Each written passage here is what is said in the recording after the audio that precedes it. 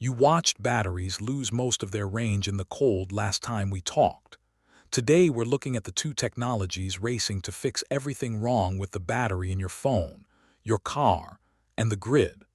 One of them is already shipping in real vehicles this year. The other has been 5 years away for over a decade. This is the story of sodium-ion versus solid-state, and why the flashier technology might have already lost.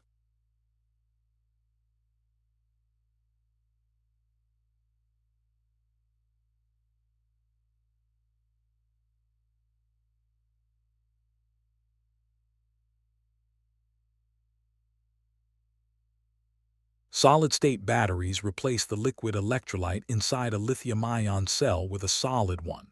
On paper, that's a huge upgrade: higher energy density, faster charging, and none of the flammable liquid that makes lithium-ion fires so dangerous. Toyota, QuantumScape, Samsung SDI, and Nissan have all poured billions into it. Toyota has talked about 2027 and 2028 production targets. QuantumScape has shipped qualification samples and signed a deal with Volkswagen's Power Co. For years, solid state has been presented as the inevitable next step, the battery that finally delivers the 1,000-kilometer EV.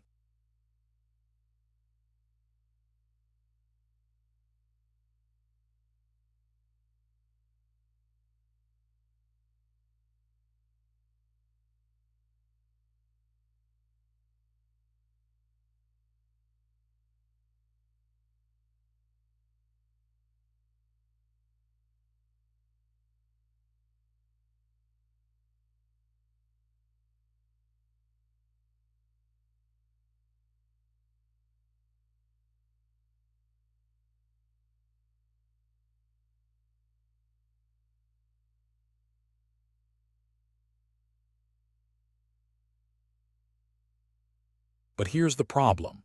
Those timelines keep moving. Auto manufacturers have been publicizing solid-state production dates since 2020, and nearly every one of them has slipped to the late 2020s. The core issue is manufacturing, not chemistry.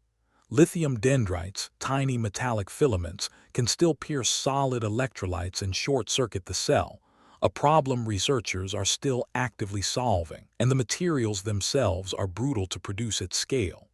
Solid-state cells currently cost somewhere between $400 and $800 per kilowatt-hour, compared to around $115 for standard lithium-ion.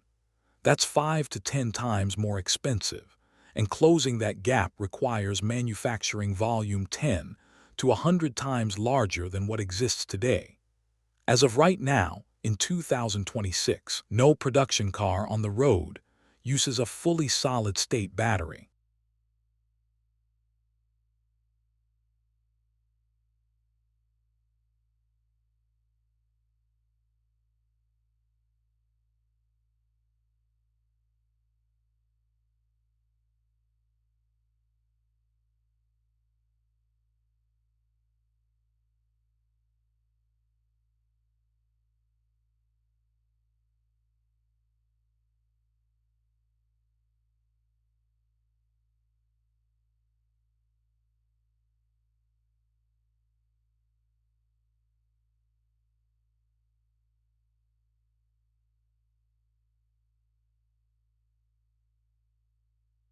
Meanwhile, a quieter technology has been catching up from the side, and it's not waiting for a breakthrough.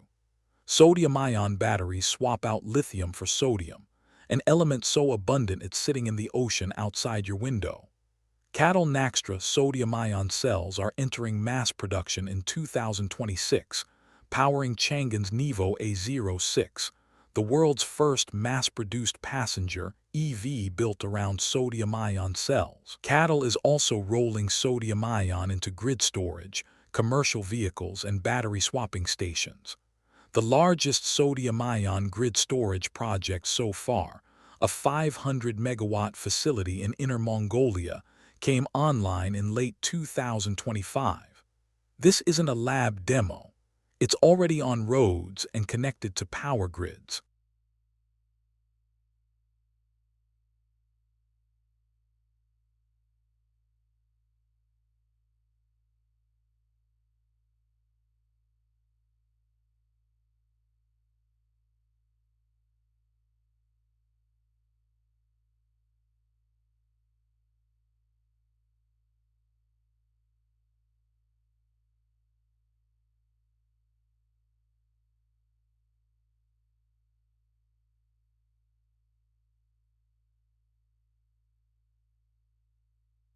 So how does sodium-ion actually compare? Energy density is the honest trade-off. Sodium-ion cells run around 150 to 175 watt-hours per kilogram, versus roughly 170 to 185 for lithium iron phosphate, and 250 to 280 for high-nickel lithium-ion. That means somewhat shorter range for the same battery size. But cost tells a different story. Sodium carbonate costs somewhere between $100 and $500 a ton. Lithium carbonate costs $6,000 to over $80,000 a ton. That's not a small advantage. It's a structural one baked into geology, not engineering.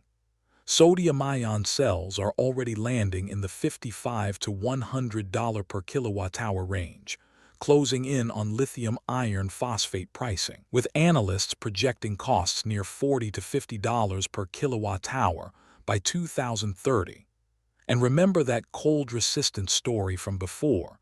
Sodium-ion chemistry inherently performs better in low temperatures, without the exotic thermal management lithium-ion needs.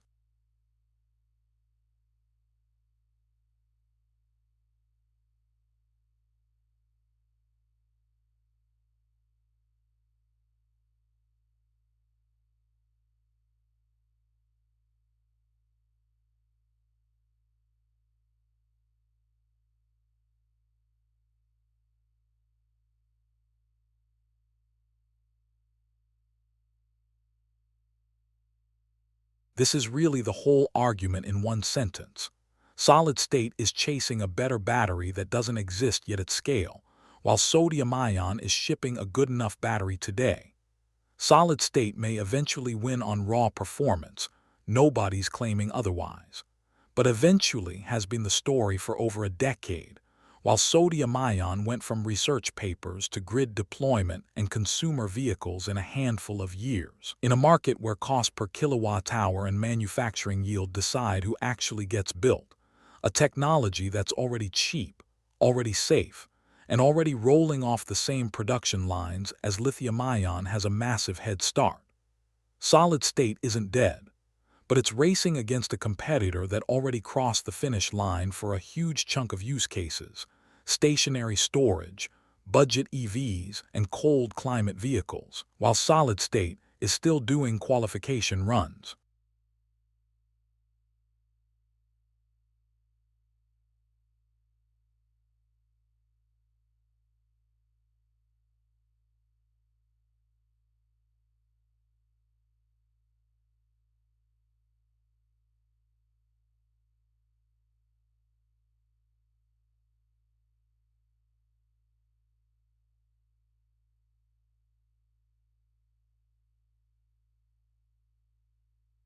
Realistically, we're not headed toward one battery chemistry winning everything.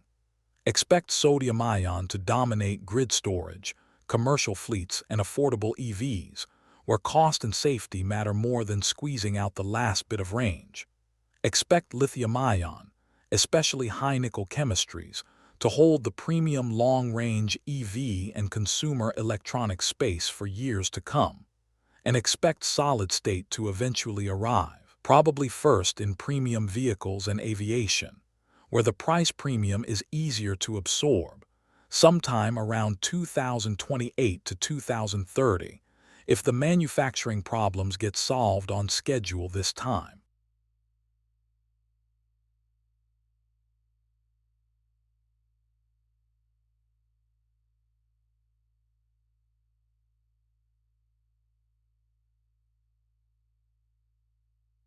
The next battery revolution isn't waiting for a lab breakthrough.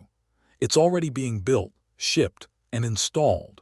If you want to understand where energy storage is actually headed, watch what's shipping, not what's being promised. Subscribe for the next deep dive and let me know in the comments which chemistry you think wins the decade.